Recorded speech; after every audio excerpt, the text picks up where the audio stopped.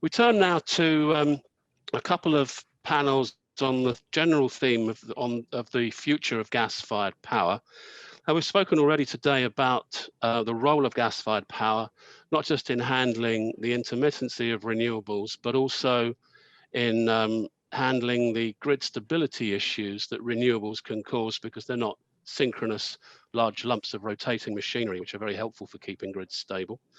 There's also the issue of whether gas will be natural gas or decarbonized natural gas in some way, or blue hydrogen or green air. And it will be also interesting perhaps to touch on the theme of whether a natural gas station can easily be converted to run on decarbonized gases such as biomethane. Our moderator for this next session is Julian Haslam-Jones, who's director. So Julian, introduce your panelists. Thank you. Thanks very much, Alex, and hello everyone, and thanks for coming to today's session. It's a real pleasure for me to be moderating it. First of all, I'll just introduce the panelists, and we've got some really experienced people here today. First of all, I'd like to introduce Mike Theobald. He's formerly from AECOM, but now is a senior independent consultant. And we've also got on the panel Brooke Harris, who is ExxonMobil's Global Gas Demand Developing Manager. We're going to split the session into sort of three main topics today. The first is gas-fired power in an electrifying world. And then we're going to move on to our experience of different gas plants around the world in different locations. And then at the end, we're going to talk about the role of combined cycle gas turbine plants as backup for renewables. And I think from what Alex was saying, some of these things have been discussed on some of the other seminars today, but hopefully we can go into more detail. I will try and address all your questions today. It's a tight schedule. We've got 40 minutes and we've got a lot to get through. What I would say is that if I don't get to your question, please reach out, and I'm sure myself and the panelists can make ourselves available to answer anything that we don't get to. So the first topic is really gas-fired power in an electrifying world. And we're just going to touch on what we're seeing in the market, growing trends, and we're also going to talk about some of the challenges as well. So Brooke, if I can start with yourself and ask you the first question. What are you currently seeing in the market regarding the demand for gas-fired power? Yeah, thanks, Julian. It's a pleasure to be with you and Mike today, as well as our virtual audience. And I want to thank the Petroleum Economists for organizing such a fantastic series. I think meeting the world's growing demand for energy while reducing environmental impacts is one of society's most significant challenges, the dual challenge. Electricity demand specifically is expected to grow around the world, supplied primarily by growth in wind, solar, natural gas-fired generation, and nuclear. And all these sources are needed to meet demand with a shift towards lower greenhouse gas emitting fuels like natural gas, hence our discussion today. Looking to 2040, natural gas demand is expected to grow more than any other energy source, to 26%. Asia Pacific demand for gas is expected to more than double from 2017 to 2040. In the case of power generation, natural gas can reduce CO2 emissions when compared to coal-fired power generation.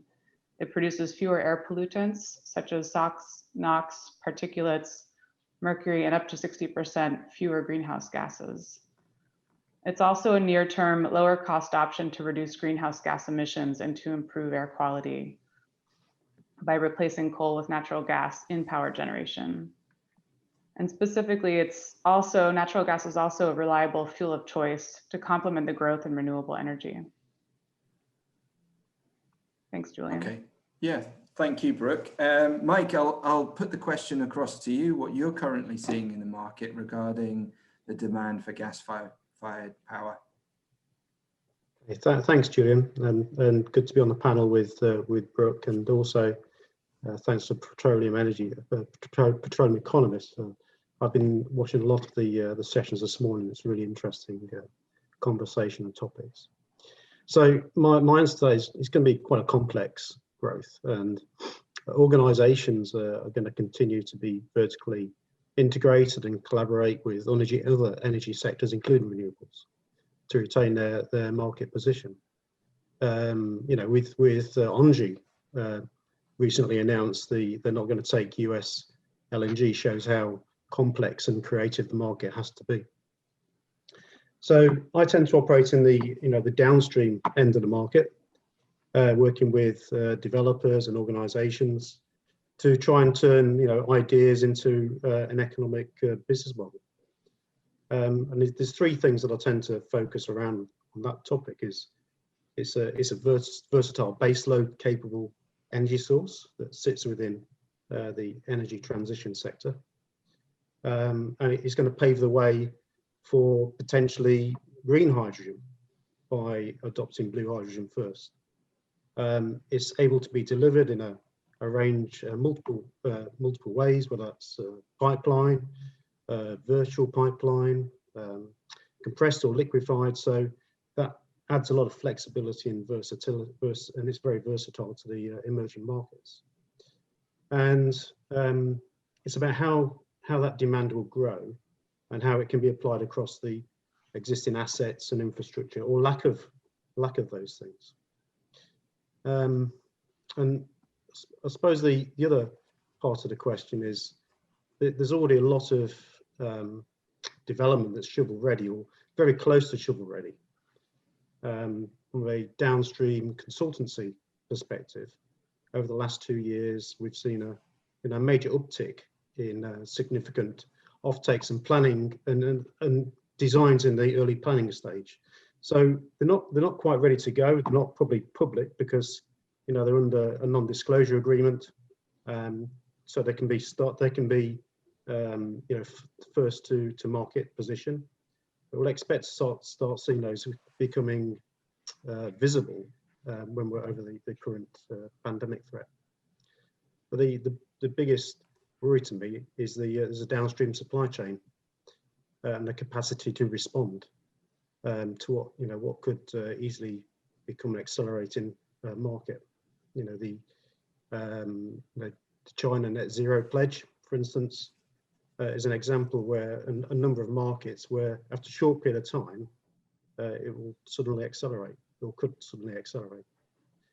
So from my perspective, Julian, we might see some short-term indigestion, but the ground is pre-prepared for growth, and we need to have the supply chains ready to respond.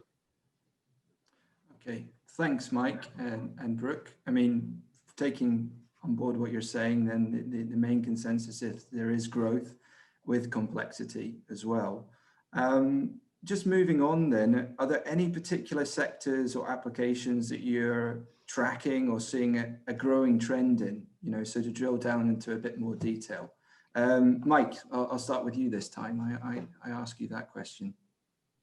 Okay. So one of the key approaches my teams have taken is to take an end market approach to demands. So we have leadership books tell us to start with the why, and the same approach can be taken to likely future trends in energy. So for an LNG to power context, it's sort of insufficient to only consider likely demand trends for a regional location. It's to really capitalize on it. You need to more fully understand why you need the power in the first place and what's driving it.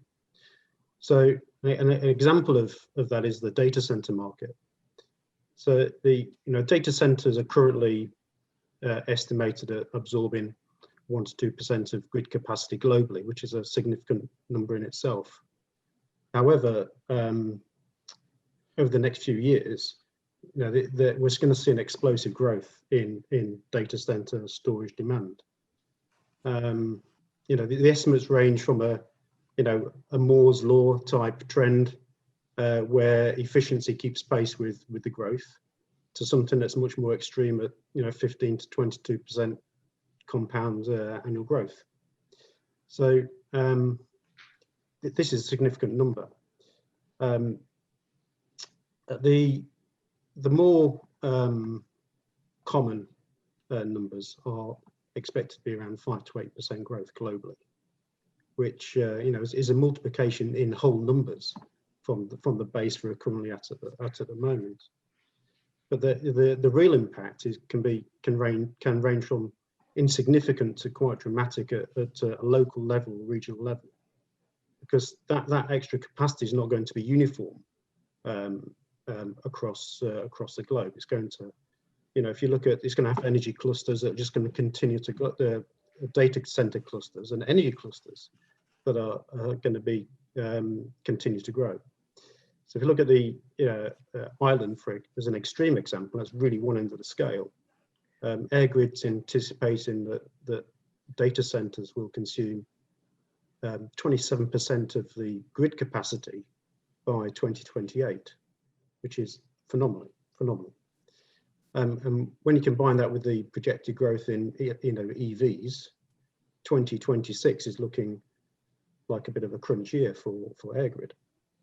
Now there is solutions in flight for that demand, but it gives a good example of, by taking an end market approach, if you actually understand what the end use of that power is, it might open up the other opportunities and other markets for which to explore.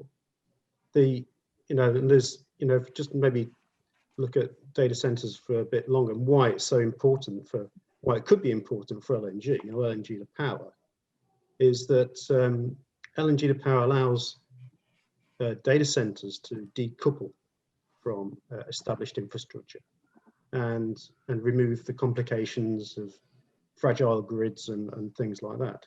So, and there's already a proven relationship between liberating the cool energy from an LNG regas cycle to chill the gas turbine air intakes. And that waste heat that's liberated out of that used to regasify the LNG. So it's a nice circular process. And, typically that cool from the LNG is used to boost the performance of a power plant. But equally, that cool could be used to take away part of the cooling demand for a data center. So even on a, if you match demand to supply, you can be saving at least 20% on the data center, which is, significant. With liquid cooling technology, it can increase substantially. So, as you know, data centers generate a lot of heat, and making savings like this is very attractive to operators. So, from a understanding where the future of gas and LNG to power could be heading, it's important to dive into these real end use cases to see how they could be used and built into a strategy to for the gas markets and also the off takers. So on that, Julian, my thoughts are that renewables can only be part of the answer to generate this power, and especially the timescales needed that we're talking about there, in terms of the amount of power that's needed to meet that multiplication of power requirements is not going to be achievable without LNG or gas. That's really interesting, Mike, and I think the audience will, like me, find that very interesting, especially about the data centers. Brooke, I ask you the same question. What are you seeing or tracking as a growing trend at the moment? Yeah, I think what Mike is getting at is the versatility of natural gas and LNG, and enabling access to gas and LNG is therefore key to get to places like data centers. And a growing trend that we're seeing in the LNG industry is small scale LNG that Mike alluded to earlier. Earlier this year, the IGU, in its report entitled Gas Technology and Innovation for a Sustainable Future, noted that small-scale LNG supply chains have emerged as a new means of enabling access to natural gas, where existing pipeline infrastructure isn't present. And that's speeding up the time to enable access and reducing even capital costs by 80% or more relative to conventional pipeline development. You know, I think small scale LNG can unlock the potential for wider access to natural gas, even data centers that Mike was just discussing. In India, ExxonMobil is working with Indian Oil and Chart Industries to establish a system of transportation infrastructure to expand natural gas access. In just this fashion, what we're calling a virtual pipeline system will enable the delivery of LNG in ISO intermodal containers by road, rail, and even waterways to areas that are not currently connected to physical pipelines. So we think that's an exciting space. Okay, thank you, Brooke. I'll move on to the next question now, but I think we've got a question from the audience as well. So maybe I will jump into that first, actually, from Claudio. What is your view regarding floating solutions to power for downstream markets, FSRP/FSPP, for instance? So, Mike, do you have any thoughts on that? Is there anything you want to comment on that question? Yeah, I'm actually going to potentially, I think I was going to maybe touch on that a little bit earlier, but I could. That's why I brought it up, because yeah, I thought we've discussed it. I could pick it up now. Yeah, I think that would be good. There's no one size fits all to LNG to power, and if we take, for example, larger projects, there's a lot of variability in those as well. So quite often the deployment solution defaults to an FSRU. However, the studies that I've been connected with suggest this is suboptimal as a default in a number of cases. Even though it can be quite commercially neat and efficient with many less interfaces, this is about arriving at a solution that has a good business case behind it, with a good economic model. And over a 15 to 25 year timescale, regardless of the solution or the mechanism. And one example of this was a study we undertook with a number of sites around an island in APAC. And this was going to be connected to an existing gas grid.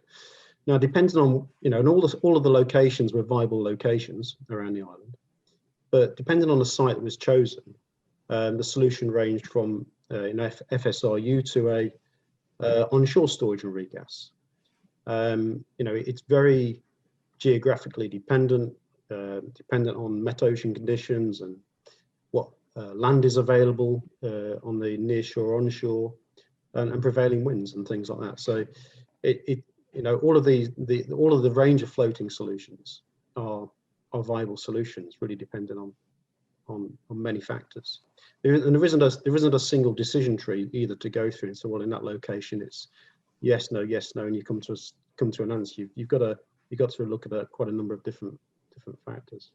But also, taking that a bit further with on a smaller scale, there's still a lot of solutions available, whether that's using ISO tankers or sort of a milk crown basis. These are, not many of these are in operation at the moment. So relatively new, but there's plentiful studies underway across archipelagos, such as the Caribbean and the Philippines, where diesel gensets provide power, and they want to change away from those, but the economies of scale prohibit LNG due to the cost of the conventional, often large-scale infrastructure, and also in spots of natural beauty. Having a jetty out into the water is probably not desirable. So technologies such as jettyless systems are those solutions are moving at pace now. And we're not far away from having a truly cost-effective milk round LNG supply technologies at small scale that don't intrude into the natural environment the way the typical large-scale infrastructure would. So again, so Julian, that sort of circles back to the growth in gas to be complex, and the need for the sector to become much more collaborative and maybe vertically integrated in the manner of trying to understand how the power or gas is going to be used for it to be successful. Thanks, Mike. I'll move on. I hope that answered the question from the audience. I'll move on to our next question now, and I'd ask you guys if you can answer reasonably quickly, because we're hitting the halfway mark and we're not into the second subject yet. So I know, Brooke, one of the things we talked about before was the challenges. So what are you seeing? What challenges do you see facing gas-fired power at this time? Well, I think one of the things that Mike just touched on was the complexities of getting LNG in the right scale to different types of consumers and different geographies. And the big challenge is making sure you've got the right mix of skills to address those various challenges. And that's a technical component and even a commercial component, but also looking at the underlying policy component that you need to have for gas and LNG to be successfully adopted. And so what I wanted to touch on is that very thing, that we see that the natural gas-fired power and the underlying gas markets really need to be underpinned by a supportive policy and regulatory framework. And I think my colleague Shelley Ruskowski spoke earlier today on this panel, on an earlier panel, excuse me, about the evolution of gas markets. And as she likely shared, an ideal policy and regulatory framework really bears 5 key hallmarks. And it includes a framework that supports investment in infrastructure, like we've just been talking about, as well as supply development. It delivers market-based, non-subsidized wholesale commodity pricing.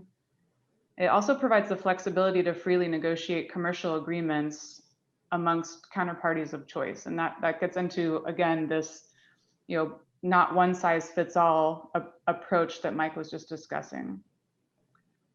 A supportive framework would also promote contract sanctity, as well as the stability of fiscal, legal, and regulatory framework. So you have some of that predictability you need to come up with these different approaches that LNG is increasingly able to deliver. And finally, this framework would establish and administer a fit for purpose and very transparent, non-discriminatory legislation and regulations, again, to provide that predictability and transparency that you'd need to see. Thanks, Brooke. I think those are really, really good points. Mike, can I ask you if you've got anything to add? But again, if you could just sort of summarize it quite quickly, because we need to get into section 2. Sort of maybe overlapping a little bit from Brooke there in terms of the regulatory approach, because it does have an effect on this. But from LNG to power as a single deal, from an exported cryogenic molecule to exported electron to grid is very challenging and complex. The value chain from LNG export terminal to cargo delivery to regas and power generation assets, in order to satisfy a PPA that is maybe an uneasy fit with a GSA, is a pretty complex structure. But then when you try to wrap an EPC or multi-EPC structure into that same deal, it's laced with interface risk. That for example, force majeure on a commissioning cargo when the EPC clock is ticking. These are very difficult things to contemplate in a single structure. So but it can be done. I mean, single deals are done. There's a number of examples, Malta being one of them. But the current wisdom is leaning more towards linking the two via a gas grid. Now, the concern I have with that approach is if this trend continues, it will start to limit the range of potential offtakes. If we go back to the, LNG to power to data center solution, one of the benefits of that was to decouple data centers from infrastructure and grids, so that it could minimize the unlocking growth potential if we don't really get our hands around that subject. I think there's going to be a topic later, Julian, on this, so maybe we could lodge a question in advance to that panel. No problem. Okay, well, moving on then, talking about gas plants in different locations and regions around the world. First of all, I'll ask you, Mike, when you're looking at different gas plants around the world, one of the factors is scalability. What's been your experience of this? And I know you've sort of touched on that a bit before, but what has been your experience with this? It's quite I probably haven't got a huge amount to add over what I've discussed between the large scale and small scale, but yeah, this is there's going to be in different geographies. Where in the UK, for instance, or Europe, they've got quite a large LNG receipt capacity at the moment that is going to be out. It's going to be in the shadows compared to what's happening in APAC. So globally, the solutions are going to be very, very different. And we can't even, I know this is an EMEA forum, but LNG as a subject is a global subject. So it's very difficult to just look through a vertical slice of EMEA, for instance, to understand, because we're interlinked with the rest of the globe. So if we, I guess one of the biggest areas where which will shape the strategy of the locations, and therefore how the scalability of these solutions will pan out is what's the existing infrastructure, what's the grid capacity. If you go down to South Africa, for instance, has got potential for a couple of LNG to power LNG to power facilities that have been on the boil for maybe 3 or 4 years now. They've got a scalability issue that is preventing that from moving forward, because if they go down an FSRU route, for a 250, 300, 350 megawatt facility, then the economies of scale don't quite match up. It's at the bottom end of what could be economically viable. So it's going to be, so there needs to be a grid, a gas grid connection there to make the numbers work. So it's going to go back to that the C word, complex. It's going to be very, very variable across the globe. Okay, and Brooke, I know when we talked about this question before, you discussed with me idle plants. So do you want to expand on that a bit and tell us about that? Sure, thanks, Julian. I think what Mike is picking up on as a key factor is really looking at your existing infrastructure in the power market, and how that can play into adopting increasing amounts of LNG and natural gas as part of that energy transition that he was discussing. And as I mentioned earlier, natural gas-fired power can reduce CO2 emissions when compared to coal-fired power generation, and it produces fewer air pollutants. And we've seen evidence of this in the United States. The 2019 National Petroleum Council study called Dynamic Delivery noted that the increased use of natural gas displacing coal in the power sector has been the single largest contributor to reducing CO2 emissions in the US by 15% since 2005. And that was by and large, as I mentioned, coal-fired power plants switching over to natural gas. So looking at existing infrastructure that can be repurposed. But again, this is a special case where you have in the United States, the gas sector is underpinned by a robust natural gas transportation system, almost 1.5 million miles of gas pipelines, as well as a liberalized gas market.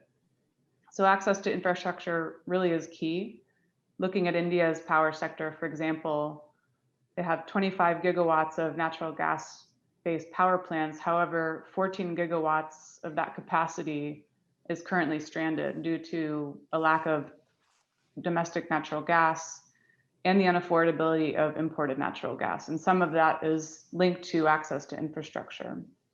So I see expanding infrastructure for the transportation and delivery of natural gas to could position these plants to resume operations and also support the growing supply of power from renewable energy in India specifically, but that could very well apply to other markets. And speaking specifically of India, my colleague Dimitri Papageorgiou spoke in detail about the potential role of gas in India's electricity sector during the LNG to Power Forum a couple of weeks ago for the Asia Pacific audience, which I would encourage folks even in the Europe and Middle East and Africa audience to check that out. Okay.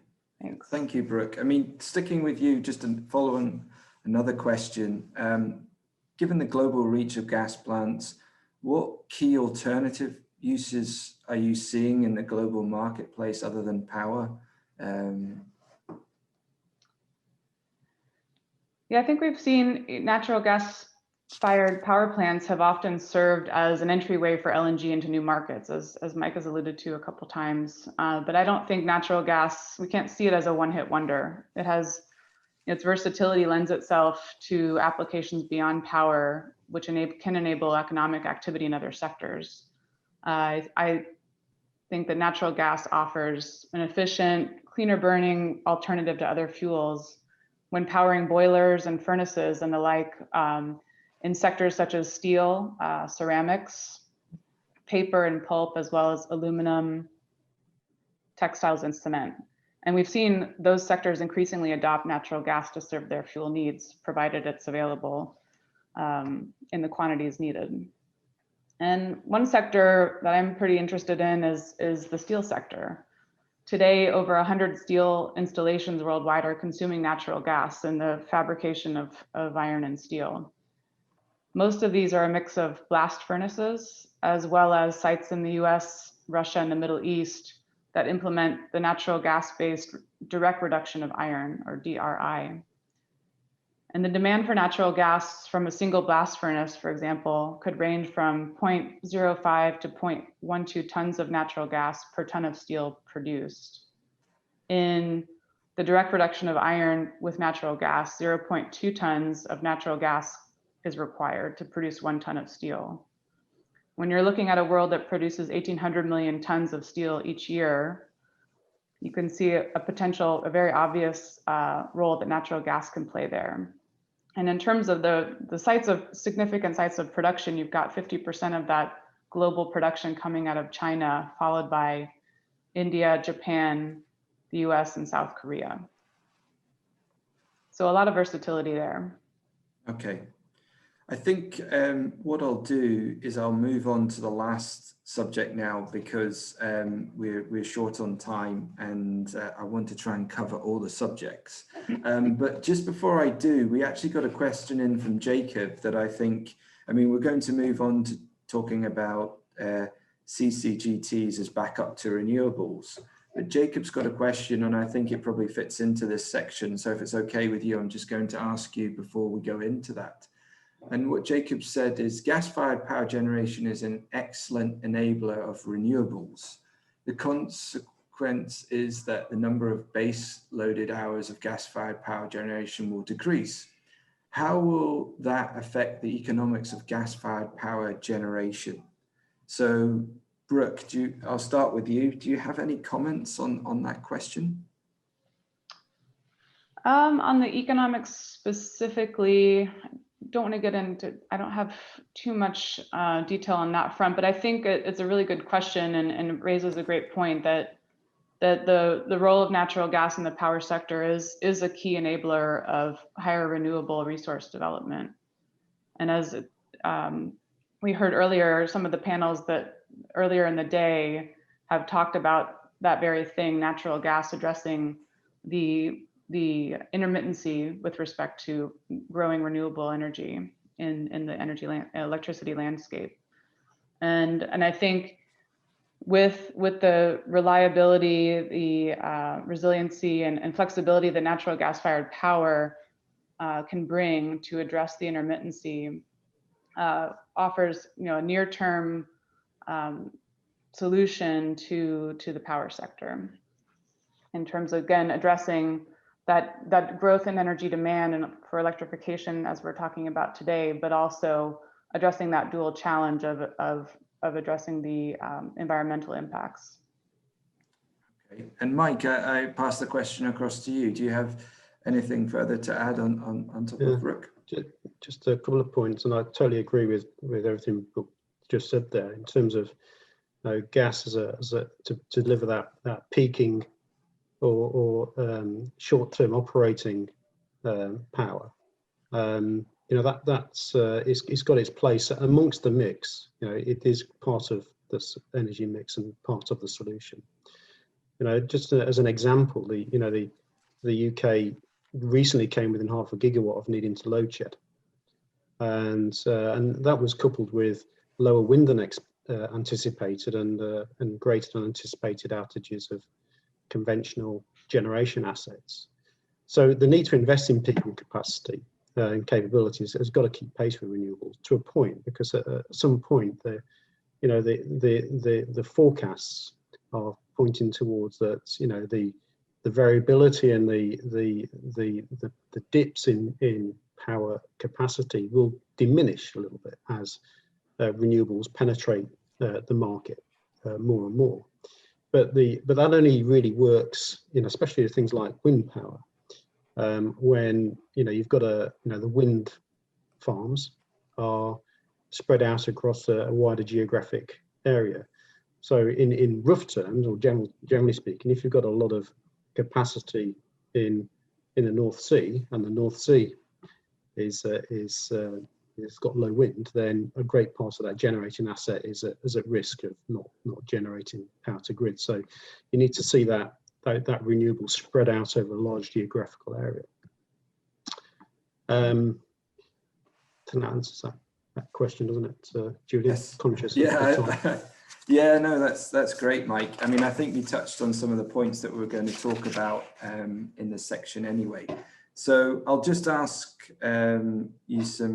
you both one more question each, and I'll split it to different ones to both of you. So Mike, just going back to you, I mean, just talking about this topic about combined cycle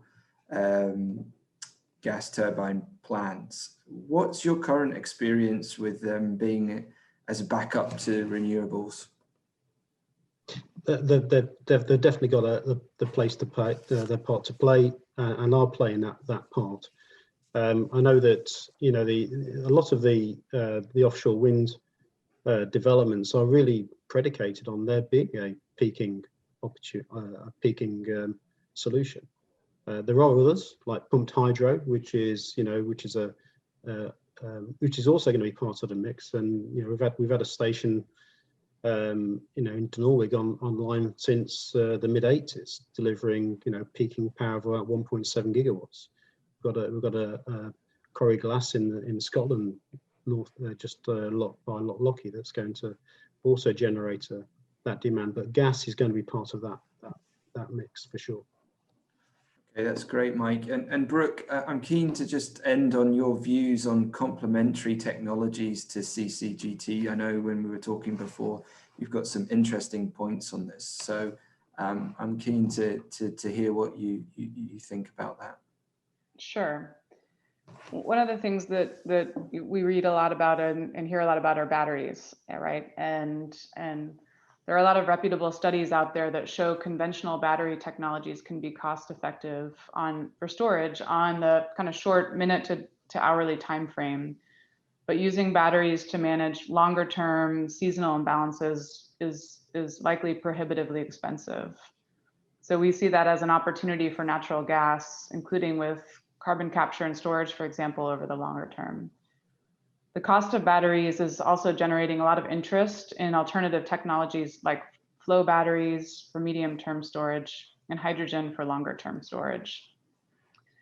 And I think given the complexity of the problem there, it's best not to pick a specific technology right now. It's really best to implement goal-oriented technology neutral policies and then let the market identify the best solutions. Okay, thanks, Brooke. Well, I think that that's about the session almost complete. We've covered all the questions from the audience, I understand, at the moment. If anyone has anything afterwards, you're more than welcome to get in contact with me and the panelists. We're happy to discuss it. And that just leaves me to thank Brooke and Mike for your time today. It's been really good. I think you've brought up some really interesting points, and working with you over these last couple of weeks, I've certainly learned a few things as well. So thank you very much. And we'll finish the session there. So thank you for everyone turning up. As I say, if you want to get in touch, please do, and have a great rest of the conference. Thanks very much.